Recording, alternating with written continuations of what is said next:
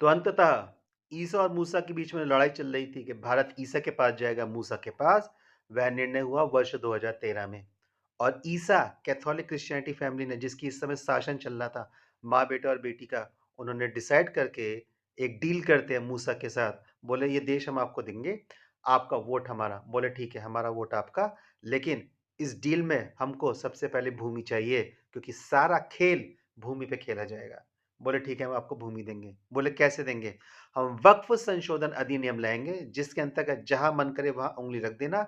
1 महीने का notice serve करना है। अगर उसमें कोई प्रतिक्रिया हो जाती है, किसी को पता लग जाता है, नोटिस आ गया, तो ठीक है, नहीं तो सरकार ही उसका घर खाली करवा के वो घर, वह भूमि, वह संपत्ति आपको दे देगी।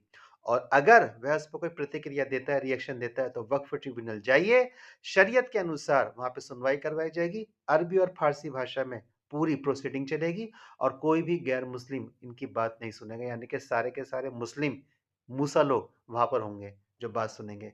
तो निर्णय आप जानते हैं कि आप किस पक्ष में आएगा। बोले और क्या करना है? बोले और ये करना है कि अब इसके माध्यम से आप धर्म परिवर्तन भी कर पाएंगे। बोले कैसे? बोले ऐसे हम धर्म परिवर्तन करेंगे कि मैं चंद्रशेखर की भूमि लूंगा वक्फ अधिनियम के अंतर्गत, 2013 के प्रावधानों के अंतर्गत। अब मैं उससे कहूंगा, अगर तुझे अपनी भूमि वापस चाहिए तो मैं तुझको 80 से 85% भूमि दूंगा, लेकिन तुझे अब अपना नाम चंद्रशेखर से चांद मियां करना होगा, अर्थात धर्म परिवर्तन करना पड़ेगा। इसका क्या परिणाम निकला? वर्ष 2013 तक वक्फ की जो कुल संपत्ति थी, वह अगले 11 वर्षों में वर्ष 2024 तक दोगुनी हो गई है। हम अगर पूरे अनडिवाइडेड इंडिया की बात करते हैं, यानी कि पाकिस्तान और बांग्लादेश को जोड़ लेते हैं, तो आज मूसा की पूरी जनसंख्या 62 करोड़ की है साहब। वर्ष 1400 में यह जनसंख्या केवल 32 लाख की थी। 32 लाख से 6200 करोड़ पहुंच गए। और आज भारत में अगर प्राइवेट सेक्टर में बात करी जाए, केवल निजी संपत्ति के आधार पे, तो वक्फ के पास पूरे भारत में सबसे अधिक संपत्ति है।